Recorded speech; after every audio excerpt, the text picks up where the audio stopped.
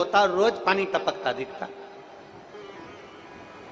अब विद्वानों से जाकर उसने पूछा कि महाराज बताओ पानी टपकना कैसा होता है।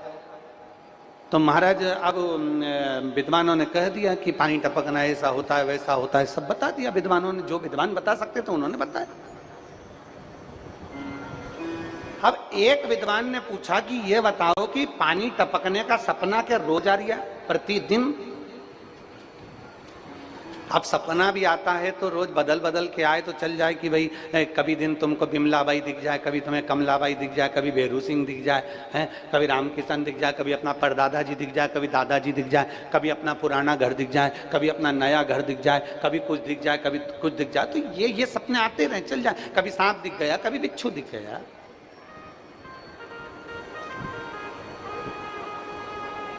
ये सपना तो आता रहता है। एक विद्वान ने पूछा ये बताओ क्या तुमको रोज पानी टपकता हुआ दिखता है? उसने कहा कि हाँ महाराज जी, बस समझ में नहीं आता कि मैं रोज, बस दिन में भी अगर मैं थोड़ी देर लेट गया तो मुझे ऐसा लगता है कि मेरे घर में पानी टपक रहा है। मैं रात को भी सो गया तो सपने में आता है कि पानी टपक रहा है।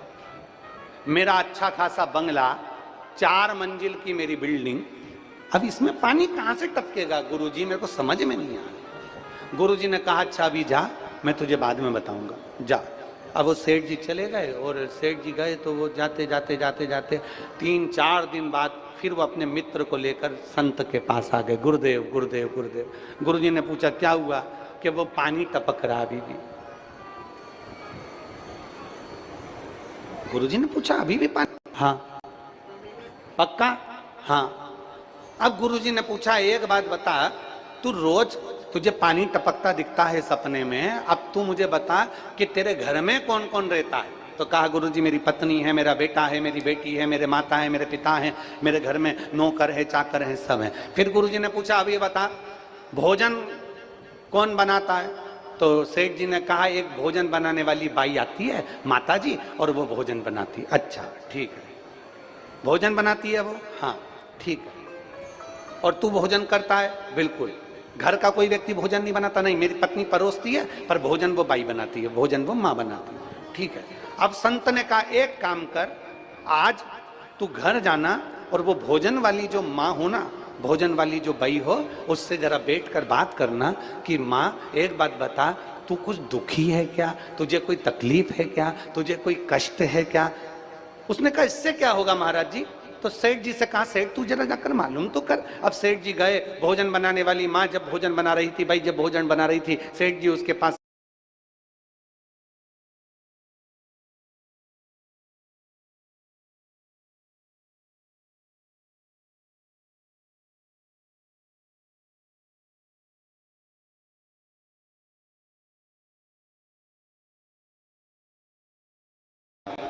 भोले बाबा को आप अपना बाप मान लो, आपका पिता मान लो, और शंकर जी के जब जब मंदिर जाओ तो ये सोच कर जाना कि मैं अपने मायके में जाकर अपने पिता से मिलकर आ रही हूँ, अपने पिता से। और मान लो हम भगवान से संबंध कैसा रखें, और इतना भी आप संबंध नहीं बना सकते तो एक संबंध जैसे राम जी और शबरी का संबंध था, ऐसा संबंध आप और हमारा भगवान का और आपका होना चाहिए।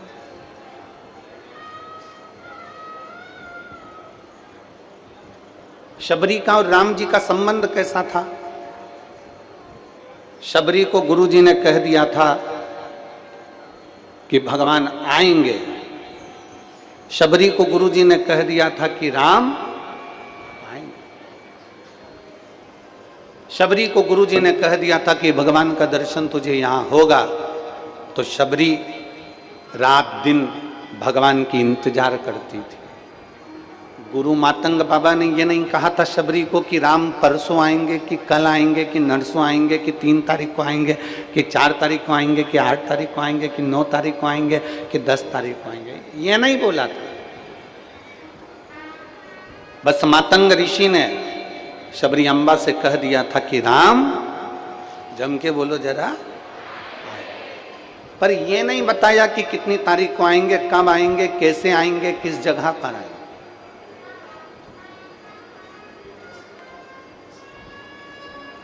आप में से कई माताएं ऐसी बैठी हैं, आप में से कई भाई ऐसे बैठे हैं जिनको हकीकत में ये विश्वास ही नहीं हो रहा होगा कि अपने ओमकारेश्वर में कथा हो रही है, शिव महापुराण की कथा हो रही है, पक्के में कथा हो रही है। और पूरे ओमकारेश्वर में जितने मेरे भगवान देवाधिदेव महादेव की शरण में जितने परिवार रहते हैं और मानधाता की इस पवित्र भूमि पर जितने जितने लोग रहते हैं, जितने जितने शिव भक्त रहते हैं, इनके पास में दूर दूर से फोन आए होंगे। क्यों? हमने सुना है ओमकारेश्वर में कथा हो रही है। क्यों? हमने सुना है ओमकारेश्वर में। वालों से पूछो कितने फोन आए होंगे। यहाँ आसपास में बूंदी वालों से, खंडवा वालों से, हरसूद वालों से, इधर आसपास वालों से सबसे पूछो कितने फोन आए होंगे कि लोगों ने पूछा होगा क्यों कथा हो रही है, क्यों कथा हो रही है? क्योंकि विश्वास नहीं था। शबरी को मातंग बाबा ने कह दिया था कि राम आएंगे, वो बस उसका इंतजार करती रही कि राम आएंगे, राम आएंगे, राम आएंगे। इंतजार में लगी रही, इंतजार में लगी रही। रोज रंगोली डाल देती, बुआरी काट देती, झाड़ू लगा देती, सफाई कर देती और इंतजार करा करती, बहुत इंतजार करती।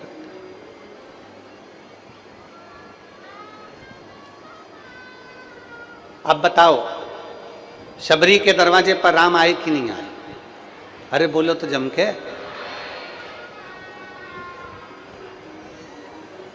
आपके लिए ओमकारेश्वर बाबा ने शिव महापुराण बुलाई कि नहीं बुलाई? आपके लिए।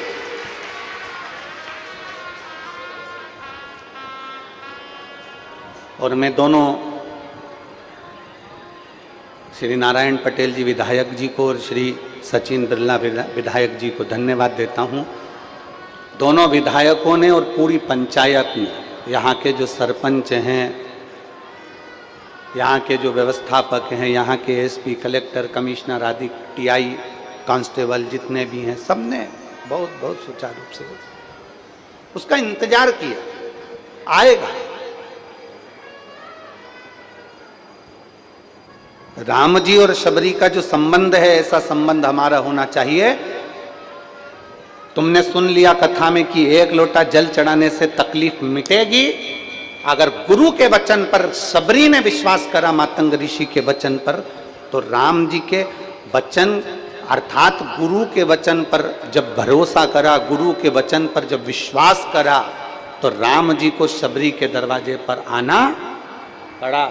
आपका विश्वास जिस दिन दृढ़ हो जाएगा, आपका भरोसा जिस दिन पक्का हो जाएगा और आपने सोच लिया कि मैंने गुरुजी के मुख से सुना है, एक बेलपत्री खाने से रोग निवारण होता है, एक बेलपत्र खाने से कैंसर जैसा रोग भी समाप्त हो जाता है, एक बेलपत्र खाने से किडनी, लीवर तक काम करना प्रारंभ कर देती है, एक लोटा जल भगवान देवाधिदेव महादेव को चढ़ाकर आचमन करने से सारे रोग मिट जाते हैं। जब तुमने पक्का भरोसा कर लिया कि सफेद आंकड़े की जड़ कमर में बांधूंगी, मेरी संतान होगी, पशुपति व्रत करूंगी, मेरा काम हो जाएगा, मैं बाबा को बेलपत्री के पेड़ के नीचे ब्राह्मण के जोड़े को भोजन कराऊंगी, मेरी गोद भरा जाएगी, ये सब कुछ आपने एक विश्वास के साथ, एक भरोसे के साथ पक्का मान लिया, विश्वास पक्का कर लिया, तो मेरे ओमकारेश्वर बाबा को भी तुम्हारे वचन को पक्का करने के लिए आकर तुम्हारी गोदी भरना है।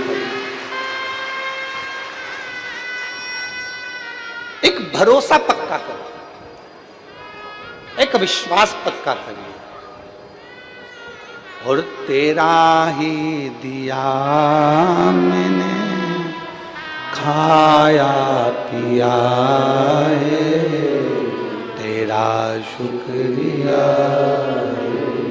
तेरा शुक्रिया, मुझे भोले बाबा बहुत दे दिया है, तेरा शुक्रिया,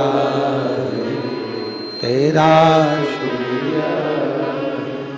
ये जायदाद दी है, औलाद दी है, मुसीबत में हर वक्त इमदाद दी है, तेरा ही दिया मैंने खाया पिया रे, तेरा शुक्रिया तेरा शुक्रिया तेरा शुक्रिया तेरा शुक्रिया। ये उसकी कृपा से मिला, ये उसकी दया से मिला, ये उसकी करुणा से मिला। संबंध रखना है ना आपको, तो वो संबंध रखो जो शबरी और राम का रहा है। संबंध रखना है आपको, तो वो संबंध रखो जो एक बेटी, एक बेटा और एक बाप का होता है। एक संबंध रखो। बिना संबंध के कुछ नहीं, कुछ नहीं।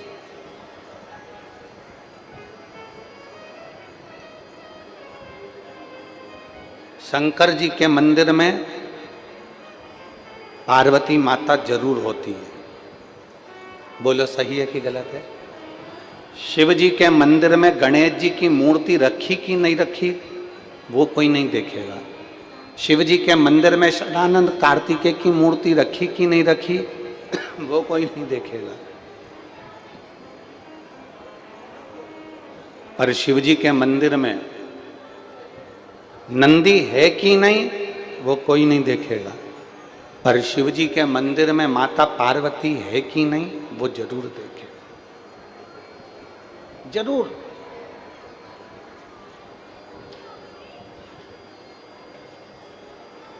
यहाँ परली बैजनाथ वाले सोमानी जी यजमान पद ग्रहण करे हैं, बैठे होंगे। कहाँ बैठे हैं? आगे बैठे होंगे। हाँ, ये बैठे हैं। ये परली बैजनाथ वाले सोमानी जी हैं, जिनके पिताजी ने सीहोर में कुबेरेश्वर धाम पर कथा करवाई थी ऑनलाइन। तब उन्होंने संकल्प लिया था कि 12 ज्योतिर्लिंग में जब जब कथा हो तो बाबा ऐसी कृपा करे कि हम भी यजमान पद ग्रहण करें। उज्जैन, फिर ओमकारेश्वर, ऐसी कृपा बनी हुई है कि, और इसमें से कई ऐसे यजमान हैं जो उज्जैन में भी बने, फिर यहाँ पर भी बने। नियम ले लिया कि बाबा तू देते रहना, और तू देते रहेगा तो मैं तेरी कृपा से 12 ज्योतिर्लिंग में से किसी एक ज्योतिर्लिंग में तो ऐसी कृपा कर देगा कि मैं भी यजमान पद ग्रहण कर लूंगा। ये तेरी कृपा।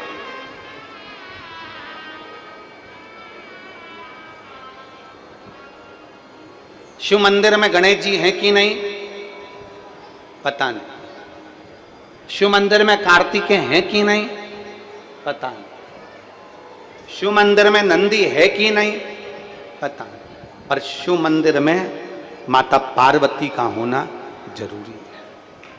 क्यों पार्वती का होना क्यों जरूरी है?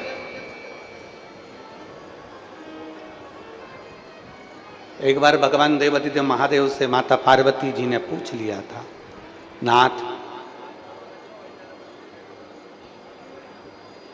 आप जहां रहते हो तो मुझे रहना क्यों जरूरी है? आपके शिवालय में मेरा होना क्यों जरूरी है? माता पार्वती जी ने शिव जी से प्रश्न किया।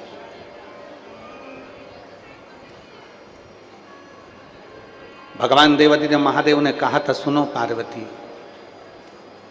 संसार में जन्म लेने वाले ऐसे कई बच्चे हैं जिनकी माता नहीं है। संसार में जन्म लेने वाले ऐसे कई बच्चे हैं जिनके पिता नहीं हैं।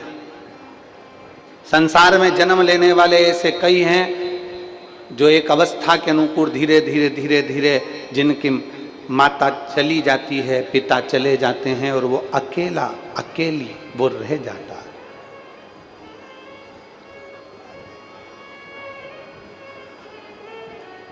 दुनिया के लोगों को लगे कि उनकी माता नहीं है, पर पार्वती जिस मंदिर में, जिस शिवालय में लोग मुझे प्रणाम करने आएंगे ना, तेरा दर्शन अगर उसको उस शिवालय में हो जाएगा तो माता की कमी उसकी जिंदगी में कभी नहीं रहेगी।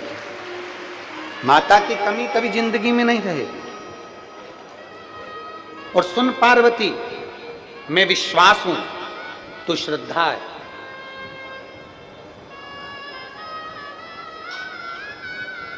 सुन पार्वती, मैं विश्वास हूं, तू श्रद्धा है। मेरे धाम तक अगर किसी भक्त को पहुंचना है, मेरे करीब अगर किसी को पहुंचना है, तो ये दो चीजें उसके पास में होना जरूरी है। एक शंकर पर विश्वास और एक गुरु की वाणी पर श्रद्धा होना जरूरी है। वो पहुंच जाए, वो मेरे करीब तक पहुंचे। अब जरा विचार करिए, जरा देखिए, अगर आप पंडाल की दशा देखेंगे, हम तो एलईडी पर भी बोलेंगे, आस्था चैनल वालों को बोलेंगे, टीवी पर दिखाइएगा, पंडाल की स्थिति देखेंगे तो पूरे पंडालों में कहीं पांव रखने की जगह नहीं है। धूप में लोग खड़े हुए हैं, लोगों ने अपनी अपनी चादर, अपना अपना छाता धूप में लगाकर बैठे हुए हैं। और यही की यही स्थिति पूरे रोड पर, ओमकारेश्वर मोड़ टक्का के रोड पर गाड़ी से जाकर देखना, पूरे रोड पर पेड़ों के नीचे लोग अपनी अपनी दरी बिछाकर, चादर बिछाकर आराम से बैठकर कथा का रसपान ग्रहण कर रहे हैं। इतना ये विश्वास, ये श्रद्धा, ये भरोसा, ये भक्ति, ये दृढ़ता ही तो है जिसके बल पर आपको परमात्मा का दर्शन होता है और परमात्मा को अपना भक्त प्राप्त होता है। ये विश्वास की दृढ़ता, ये भरोसे की दृढ़ता। अगर विश्वास नहीं हो तो परमात्मा कहां है?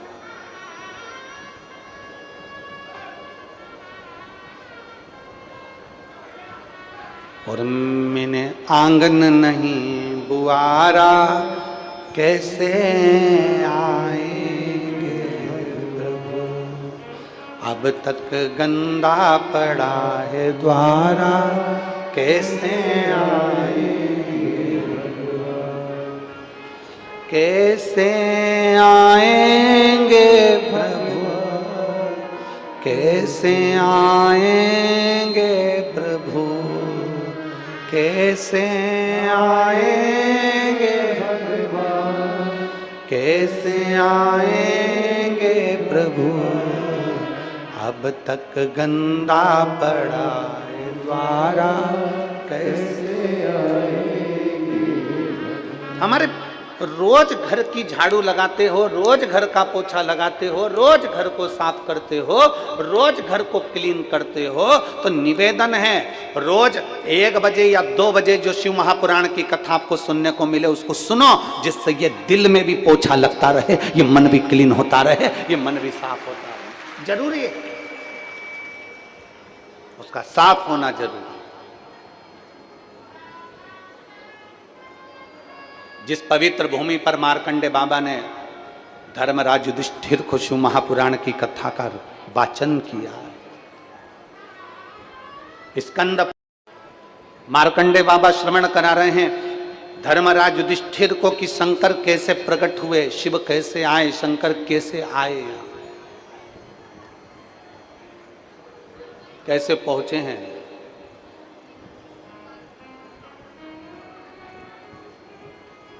महाराज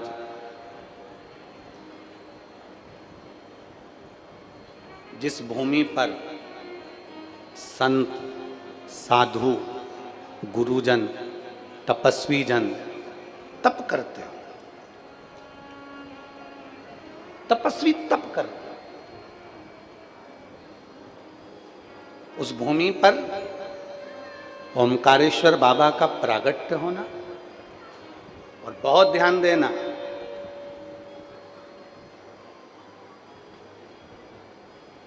इस पवित्र भूमि पर सबसे पहले शंकर जी प्रकट हुए, उससे पहले जो पीछे तुमको ओम दिख रहा है, बोलो जम के बोलो, दिख रहा है, इस भूमि पर मेरे देवाधिदेव महादेव का शिवलिंग प्रकट हुआ, उससे पहले मेरे देवाधिदेव महादेव ने डमरू का नाद कर कर सबसे पहले ओम को प्रकट करा था, ओम अक्षर को प्रकट करा। किसके लिए? ऐसी क्या जरूरत पड़ गई मेरे देवाधिदेव महादेव को कि 12 ज्योतिर्लिंग में कहीं पर शंकर भगवान वाणी नहीं बोले, 12 ज्योतिर्लिंग में कहीं शंकर भगवान ने अपने शब्द नहीं दिए, 12 ज्योतिर्लिंग में कहीं शंकर भगवान ने अपने शब्द का घोष नहीं करा, 12 ज्योतिर्लिंग में शंकर भगवान ने कहीं ओम अक्षर नहीं दिया, 12 ज्योतिर्लिंग में कहीं शंकर भगवान ने ओम का नाद नहीं करा। केवल 12 ज्योतिर्लिंग में से एक ज्योतिर्लिंग ओमकारेश्वर ऐसा है जहां शंकर भगवान ने ओम का नाद किया।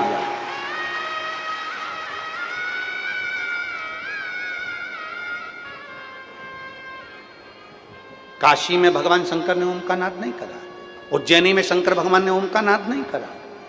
12 ज्योतिर्लिंग के चरित्र को उठाकर देखिए, 12 ज्योतिर्लिंग के पूरे पूरे चरित्र का स्मरण करिए, 12 ज्योतिर्लिंग के पूरे पूरे वेद और पुराण का शास्त्र का अध्ययन करिए, कहीं पर भगवान शंकर ने ओम का नाद नहीं करा। केवल एक मां रेवा का तट, ये पवित्र भूमि ओमकारेश्वर की, जिसमें सबसे पहले शंकर भगवान ने ओम का नाद किया है।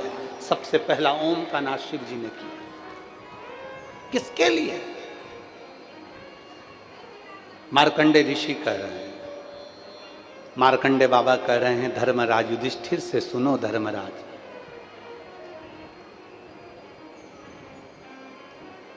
60,000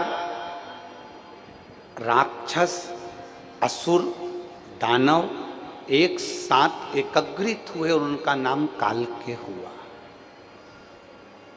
कितने असुर, कितने राक्षस? 60,000 असुर, 60,000 दानव, 60,000 राक्षस, 60,000 असुर एक साथ एकत्रित हो गए तो उनका नाम काल के असुर हुआ, काल के दानव हुआ।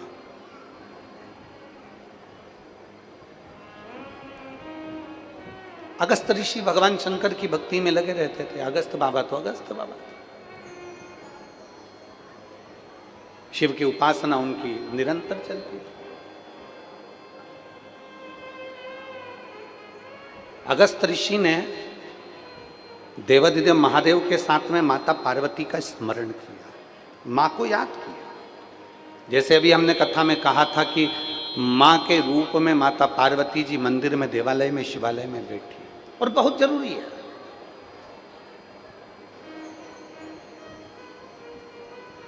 घर में मां का होना और हाथ में माला का होना, जिसके घर में मां है और हाथ में माला है, उसका नाश दुनिया में कोई नहीं कर सकता।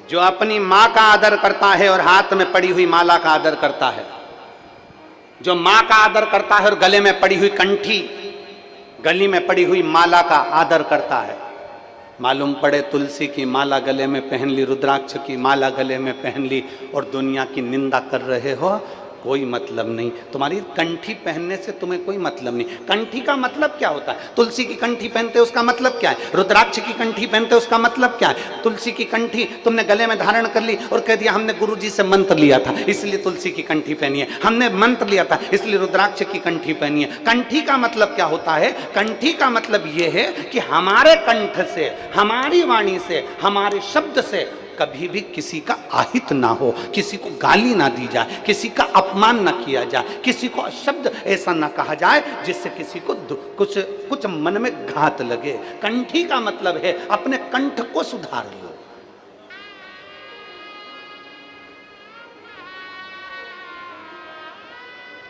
अपने कंठ को सुधारना मतलब कंठी का। मंगलसूत्र का क्या मतलब है? चलो री मेरी जीजियो निमाड़ वाली, बोलो तो जरा जल्दी से। मंगलसूत्र का क्या मतलब है? गले में जो मंगलसूत्र पहना रहता है उसमें काले मोती, लाल मोती और बीच बीच में सोने के मोती पड़े रहते हैं।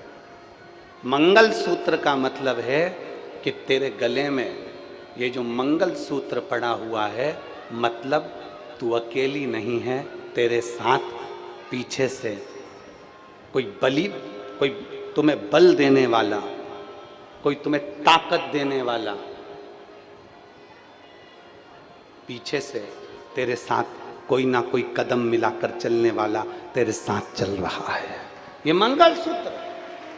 और मंगलसूत्र में जो काले धागे हैं, सोने के दाने हैं, काले दाने सोने के दाने, फिर काले दाने, फिर सोने के दाने, लाल दाने, फिर सोने के दाने, ये हमें बताते हैं कि हमारे मंगलसूत्र को देखकर अगर एक जैसे काले काले के दाने मंगलसूत्र में नहीं होते, एक जैसे सोने सोने के दाने मंगलसूत्र में नहीं होते, उसमें काला और पीला, काला पीला, लाल पीला उस मंगलसूत्र में दाने होते हैं। वो ये बताता है शादी के समय पर जब दूल्हा दुल्हन के गले में मंगलसूत्र पहनाता है तो मतलब मंगलसूत्र का मतलब वो दूल्हा दुल्हन के गले में इसलिए पहना रहा है कि तुम मुझसे शादी कर रही है। इस मंगलसूत्र को देख लेना, इसमें आधे दाने काले हैं, आधे दाने पीले हैं, अर्थात जिंदगी एक जैसी नहीं चलती। कभी काली जिंदगी रहेगी, कभी पीली जिंदगी रहेगी, कभी सुख की जिंदगी रहेगी, कभी दुख की जिंदगी रहेगी। मैंने तेरे गले में मंगलसूत्र पहनाया है, मैंने तेरे गले में मंगलसूत्र धारण कराया है, इसलिए तू ये अंदाजा लगा कर रखना कि मंगलसूत्र का एक एक दाना एक जैसा नहीं होता। मंगलसूत्र में भी काले और पीले दाने होते हैं, सोने के और काले दाने होते हैं, लाल और काले दाने होते हैं। उसी तरह अपनी जिंदगी में भी अच्छे दिन और बुरे दिन आते रहते हैं, घबराना नहीं। मंगलसूत्र में आखिरी में एक नीचे कटोरी आ जाती है।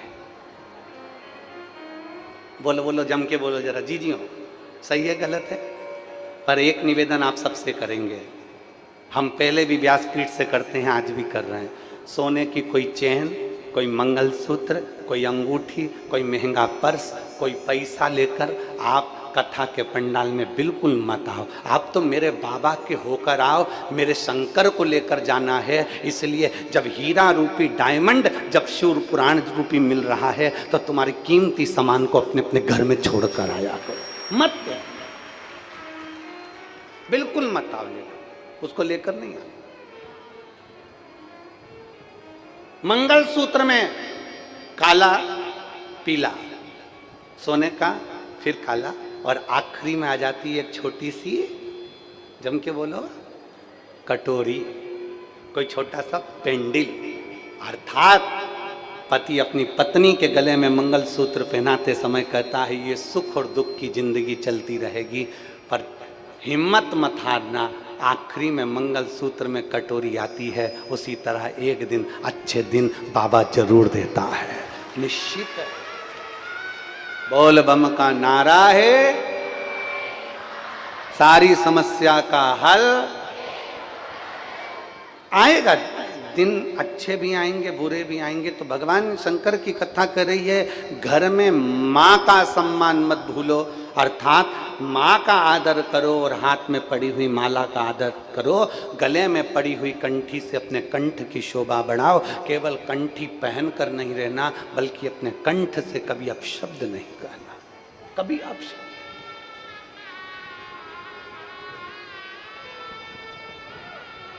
ना जाने कितने कितने पुण्य हम अपनी जिंदगी के कर बैठते हैं, तब जाकर कोई अच्छा कार्य हो पाता। हम कल वो यशराज महाराज जी से कह रहे थे कि अपन जिनके यहाँ ठहरे हैं, कोई सोनी परिवार में, कोई विशाल जी वगैरह सोनी जी का फार्म हाउस है, उसमें हम लोग ठहरे हुए हैं। तो हम उनसे कह रहे थे यशराज को कि कितने पुण्य वाले जीव होंगे कि हमारे एक तो ठाकुर जी की सेवा, दूसरे हमारे शंकर जी की सेवा, तीसरी हमारी माला जाप अनुष्ठान हमारे पूरे यहीं चल रहे हैं। इस मकान का वास्तु हुआ कि नहीं हुआ, इस मकान में कोई ठहरा कि नहीं ठहरा मालूम नहीं, पर ना जाने कौन से पुण्य सोनी परिवार ने करे होंगे कि देवाधिदेव महादेव कुबेर भंडारी उसमें आकर अपना अनुष्ठान जाप और पूजन कर रहा है। ये कितना कहाँ से पुण्य लेकर आए होंगे, सोचो कहाँ से पुण्य ला।